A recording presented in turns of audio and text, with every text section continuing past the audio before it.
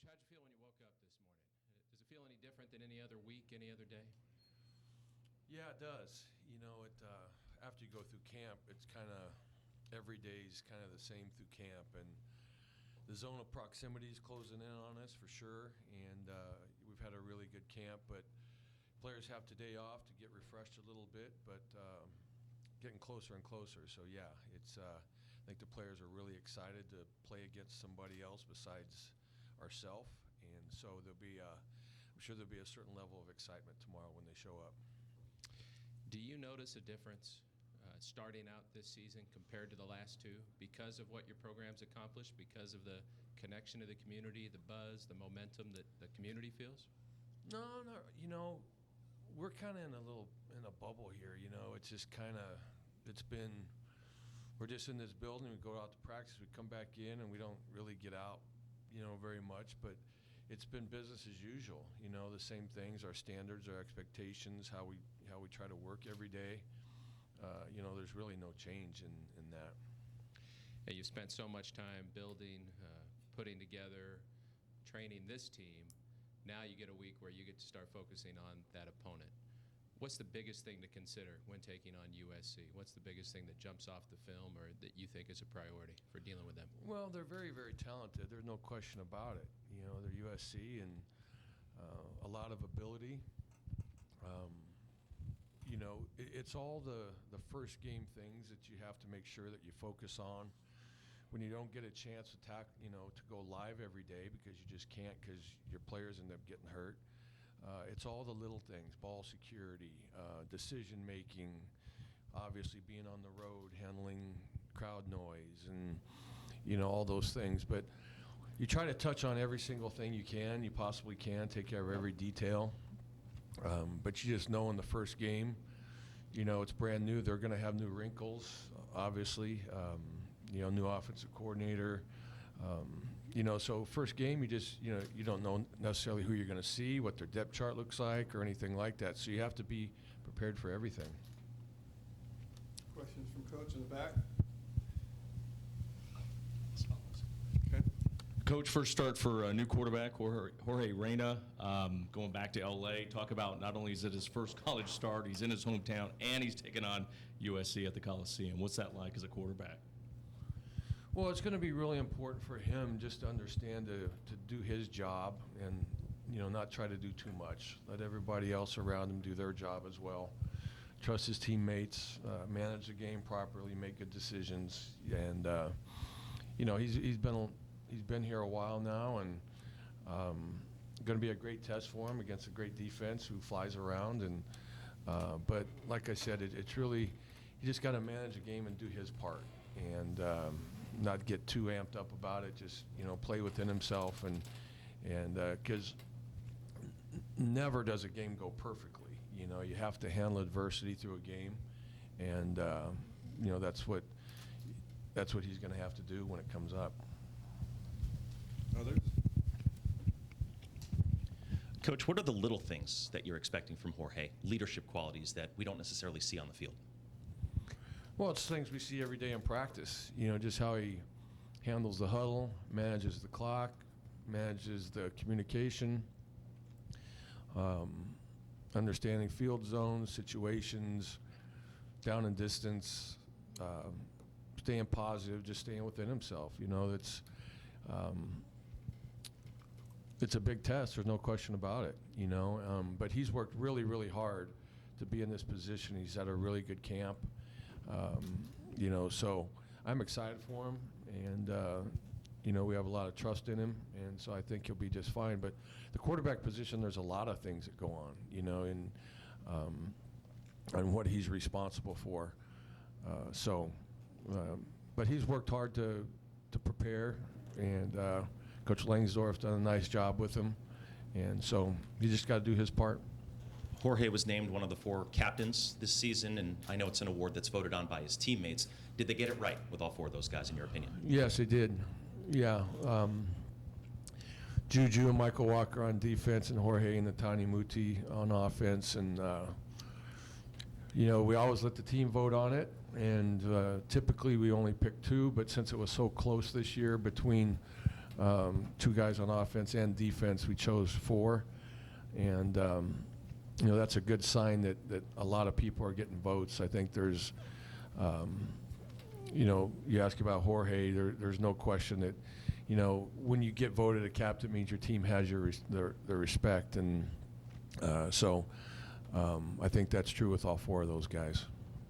Your schedule starts with 2 Power 5 conference opponents, and you have 2 byes before you get to conference play. Is that a weird thing for you? Do you not necessarily care how it shakes out? What are your thoughts on that?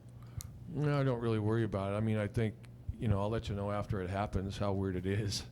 But, the good part about it is, you'd like them more spread out, obviously, but it is what it is. Early in the year, it can give you a chance to make sure that you're improving on what you need to improve on. The second one comes before Air Force, which is unique, in playing Air Force, so that gives you one more week to kind of prepare for that. But that's down the road. I mean, we're completely focused on what we got going on right now. Any more questions? Excellent. Coach, is your 2 deep solidified at this point, or are there any battles that are lingering into this week of practice? Yeah, it's pretty solid, but there are a couple spots still that, depending on how this week goes, either a guy could start or get more or less playing time. So yeah, we're still working through that, and you always, at this time of camp, you're always managing guys' injuries and how they respond and so on and so forth. So there's still a lot of work to be done in the next 3 days, so we'll see how it plays out. Are those situations that could be more about matchups for this week rather than, say, who's your long-term player there? Yeah, always. Yeah, I mean, there's always those. You have to take in consideration who you're playing against, and so, yes, the answer is yes to that. Your new receivers got a lot of good publicity over the fall camp. Are they expected to be involved in the offense for week 1? Yeah. We were really pleased in how our receivers came along, both with the playbook and how they've competed, and good young group of guys who come to work every single day and give it their best effort, and so excited for them to have their first opportunity. Notice Josh Hokett wearing number 9 now.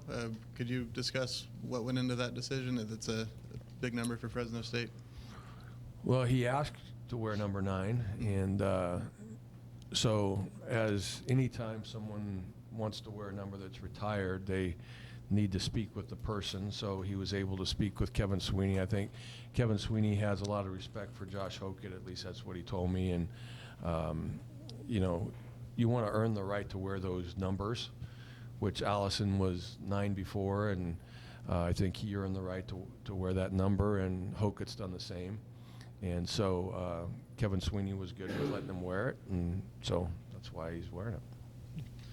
Hadn't seen Kwame Jones involved in fall camp. Is there a anticipation that you'll have him back at some point in the season? Yeah, he has a back issue. He could be back around midseason. That's about the timing of, where we reevaluate things and get him progress back into action around midseason. Coach, despite the program's recent success and considering USC a little bit of a transition the last couple of years, your thoughts going in 13-point underdogs? I don't really care about the point spread. We're going in to play a great football team. We have a lot of respect for them. We have a lot of respect for the venue, the Coliseum. It doesn't really matter, to tell you the truth. It wouldn't matter if we were favored or not favored. We're going out to play football one play at a time and give it our best effort and see what happens. I don't know if you could speak on this, but obviously coming back, opening against a Big Ten opponent, I won't jump ahead too much, but just talk about season ticket attendance. Do we know where we're at, or how much are you involved in? Really, I haven't been. I don't know the answer to that because we've been really involved in camp, and I've just been focused on that. I haven't, I couldn't tell you, what else is going on really around. We just finished really our last practice last night with camp. We've had 2 practices on Saturday and Sunday nights, and, so I haven't really been keeping track of all that.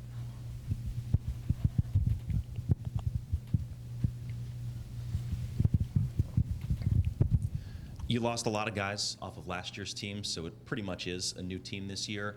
Have there been conversations, though, about what happened last year, the 12-win season, the conference championship, to kind of, let everybody know where the bar has been set, or do you just completely wipe the page clean? How do you approach it with the new guys?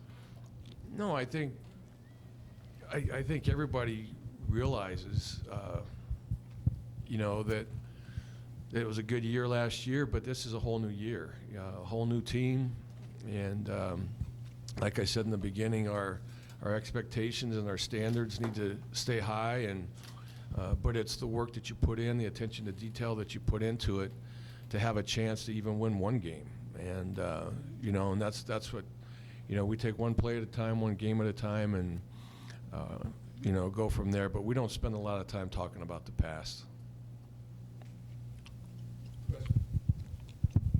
Just looking ahead at USC's offense, new offense under Graham Harrell, what are the biggest challenges you anticipate with his version of the air raid offense?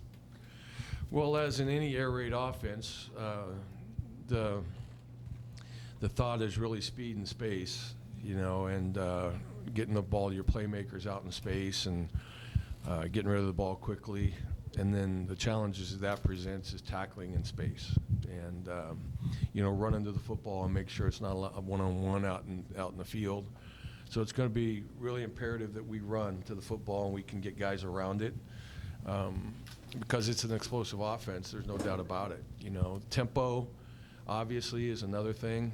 That they're typically high speed. So but it's game pace. We've been practicing really fast, but games are a little bit different, and but they have weapons. There's no doubt about it, and we're going to have to fly around and tackle in space. Coach, I understand that you're not releasing a depth chart yet because USC hasn't done that yet. But with regard to special teams, we've seen how big a factor that can be in a big game like this. Sometimes it's the difference. What's your expectations from that special teams unit this year? You have some guys returning, maybe some new guys in the mix. Can you give us an overview of what you have going there and what you expect? Yeah, it's obviously special teams is really important. You can really flip the field with special teams, whether you're making good plays or poor plays. And so, again, ball security is going to be a big deal in the return game. Feel great about Blake. Blake's done a great job as our punter. And Cesar Silva is going to be our kicker, and he's had a great camp. And Asa will kick off, and he's done a really nice job with that. But the cover teams, you have to cover. You have to play smart. There's a lot of space out there, and you have to make good decisions, not blocking people in the back. And those are all the first game things that you really, the speed of the game, you try to practice as fast as you can, but the game's just a little different. But decision-making is a big part of it, making sure that we don't get penalized and we don't turn the football over. Well, and you mentioned the penalties, and one of the rule changes in college football this year probably will have an effect on special teams. The outlaw of now a two-man wedge as well on a kickoff. How do you make sure that doesn't happen? It seems like it could almost happen by accident every once in a while. Yeah, but it's really, the rule is really only if you line up in a wedge. At times there's going to be two guys blocking because you don't know where two defenders are going. So if they're running together, you're going to be together. But really the rule is put in place that you don't retreat and you line up in a wedge and then you attack from there. At times there's going to be people together. It's just going to happen. Too many bodies on the field running down on those plays. But as long as you don't run back and get lined up in a wedge, it should be okay. And you have a lot of newcomers who are going to get a chance to play for the first time in a Bulldog uniform on Saturday. Some freshmen, some JC transfers, some impact recruits that you have. Maybe you remember your first game in Division I and how you approached it, or what helped you do well or what didn't help you. Is there anything that you would share with those guys, advice for the first time they're under those bright lights in D1 football? Yeah, I think just to relax and trust your teammates. Obviously there's going to be a lot of intensity. Awesome place to play. We just need to relax and trust our fundamentals and rely on one another. And it's going to be a really cool environment coming out of that tunnel in the Coliseum. Is a cool environment, but you got to start somewhere. And our guys have been working really, really hard, and it's time to play. And so this is why we do all this work. This is why they've been lifting weights since January and running and practicing in the 102-degree weather for the last 3 weeks. It's time to play now. Any further questions for Coach?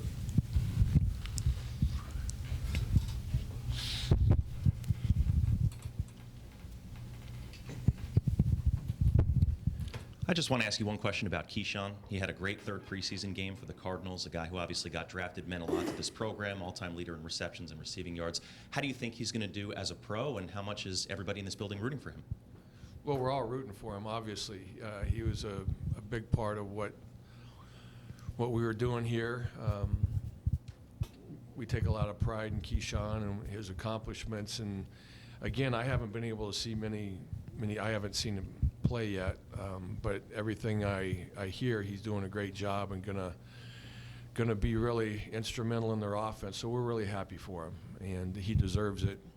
He worked really hard here to improve and get better, and he meant a lot to us on the field, off the field, and couldn't be happier for what he's getting ready to do now, and getting into the season and kind of breaking himself into the NFL. It's a pretty exciting time for him.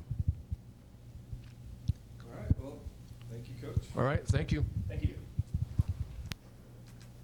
Coach Jeff Tedford for the first game, Saturday.